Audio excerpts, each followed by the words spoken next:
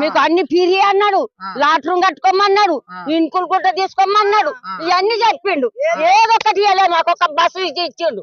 ఏం లాభం గెలిపించి ఇంద్రా కేశవరం గెలిపిస్తే వాళ్ళ అల్లుడు పెట్టుబడి పెట్టిండు, వాళ్ళ బిడ్డ పెట్టుబడి పెట్టింది, ఆడు గెలిచిండు. నాకెవరు లేరు పెడతాను కానీ అంటాను. మొన్న మా ఊళ్ళోకి వచ్చి ఎందుకు ఇస్తలేడు? సరే 2000 ఇస్తాను అయ్యా నా ముసలోనికి 2000 ఇస్తాను. 2000 ఇద్దరం పెళ్ళ మొగలం పడతామా? ఒగ్గి పనికి వచ్చాను లేదా, లేకపోతే ఇది కాళ్ళు ఇరిగి సత్తాను ఆ నుంచి ఇడికి నడవలేక ఏం బతాం ఇక. అమ్మ ఇప్పుడు మీరు కరువు పని చేస్తా ఉన్నారు కదా, చెప్తాను. సో ఎన్ని రోజుల నుండి చేస్తా ఉన్నారు కరువు పని? ఇప్పుడు 8 వారాలు, ఈ వారంతో 8 వారాలు.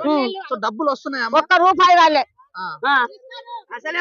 అడుగు, మీకు డబ్బులు ఇస్తలేడు, 2 లక్షలు రుణమాఫీ చేస్తా అని చెప్పిండు, అది కూడా లేదు. ఏది లేదు. సో మీకు జనాల్ని మభ్య పెట్టి కుర్చీ ఎక్కిండ్రు.